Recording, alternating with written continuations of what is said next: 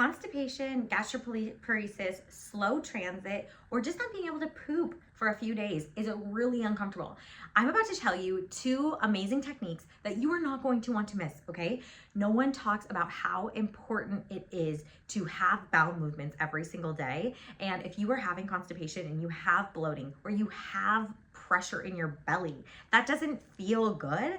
And it's also really bad. It puts more pressure on your low back, meaning that you could herniate a disc with more ease because you have more pressure in your abdominal cavity. You also are more predisposed to having issues with your bladder because the more that we have poop just sitting on our bladder, the more that our pelvic floor has to work to hold that bladder. And guess what? No one wants to have to work to hold the bladder. You don't want to pee your pants. So let's get the poop out of your body and get you pooping really, really well. Here's the deal. In order to have a good bowel movement, you have to have presence. It's that simple. Being mindful of the excrement that is coming out of your body is a really important and completely essential. So put the phone down, stop scrolling TikTok, Instagram, and YouTube, and truly just be present with what is happening in your body. Okay, so what you're gonna do is you're gonna sit down on the toilet. You are gonna take some really nice belly opening breaths. Fill your lungs with all the air in the world. Get the air inside your belly, okay? Looks like this. Deep breath into your belly. Fill those lungs. When you breathe into your belly, you are helping stimulate what's called peristalsis. When you stimulate the peristalsis, that helps the poop move through the colon.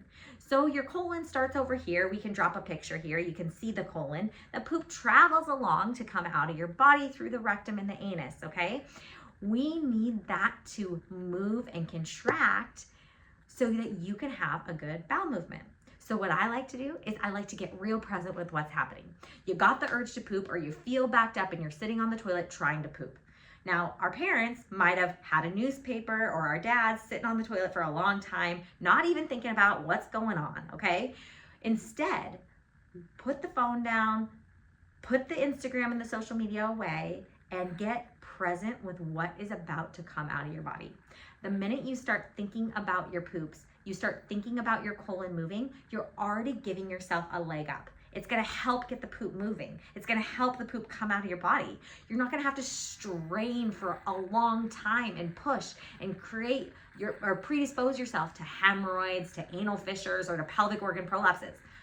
We don't want that, okay? That's not comfy for anybody. We want to get this poop out of our body effectively and in a timely manner while we sit on the toilet. So you sit down, you take your breaths, you get your mind connected to what your colon looks like. And use our picture to start visualizing this.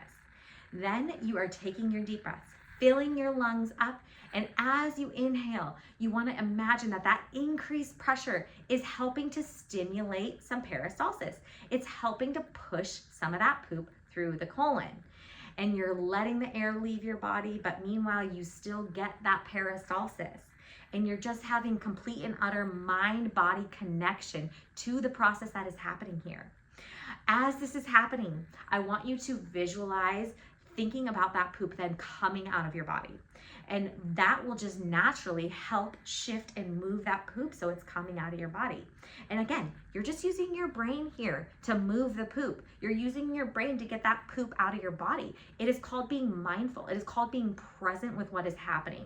And it's really hard in this day and age to sometimes just sit with what is happening in your body. Our brains go everywhere all the time.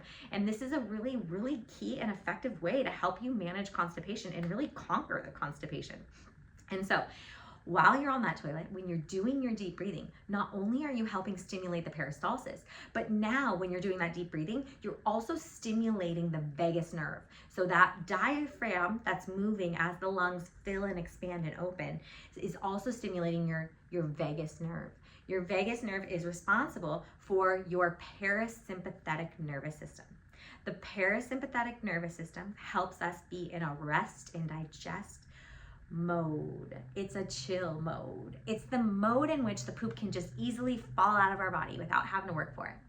But if we are in a stimulated sympathetic response, then our bodies feel like a tiger is chasing us or we're in some kind of danger. And that can even be just mental stress, all right? If we're in that kind of state, you're not going to be able to just poop and go, right? Like, no, you have to be in that parasympathetic response in order to fully get the full excrement out of your body. Now, it's sometimes easy to get a little bit of poop out even when you're in that sympathetic over-regulated state, but for the most part, you're only going to be pooping when you're in your parasympathetic state. Our body's not pooping if a pretend tiger is chasing us or if a real tiger is chasing us. It knows better than that.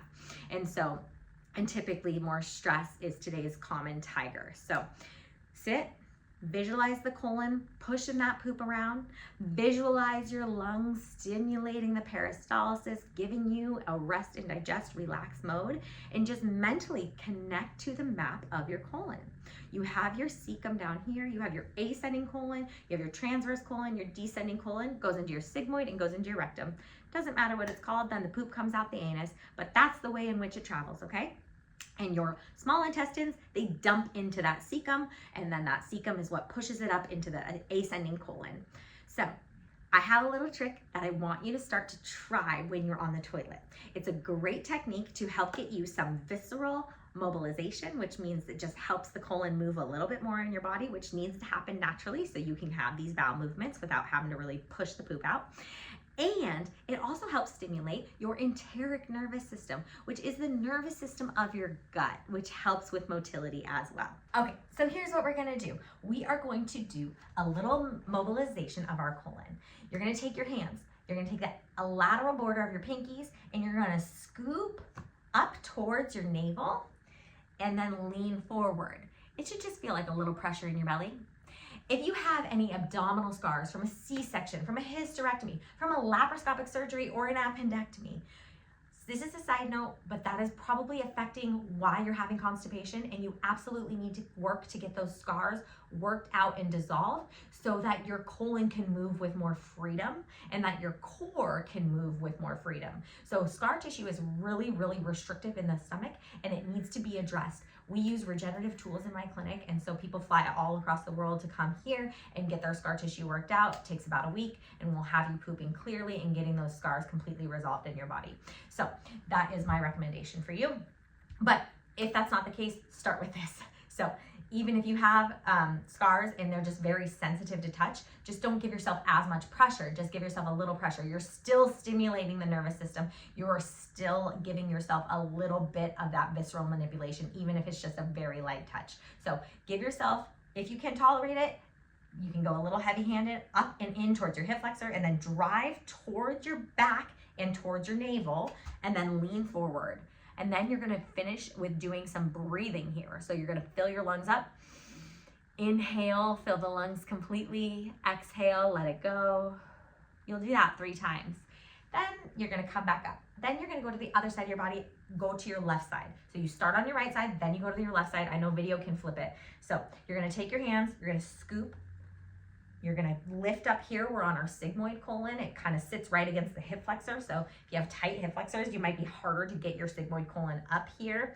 And so right where the descending colon turns into the sigmoid colon, we lift up towards the navel and point towards our back with our fingertips inside of our body, or pointing towards our body or towards our back. Then you're gonna come here, bend over it, take some nice belly breaths here. 3 of them, hopefully. And then you're gonna just go back into your visualization and do what I call belly big, belly hard. So you're gonna take a nice deep breath into your belly. You're gonna do that 3 times. Make your belly as big as possible. The air is going into your belly, the lungs are filling, helping push down on the colon, bringing the stool around again.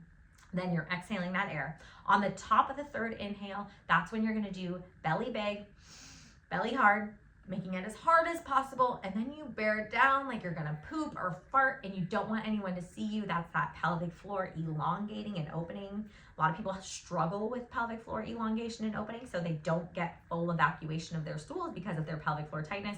That is the time that you absolutely need pelvic floor physical therapy and an internal work or internal manual pelvic floor physical therapy. A lot of people just do Kegels or just get exercises or biofeedback, and that's typically not enough. This is where you would need to change the length of the muscles. So it takes going inside and touching the muscles and pulling on them so they create more length. That will help you get the poop fully out of your body, and it helps tremendously with constipation.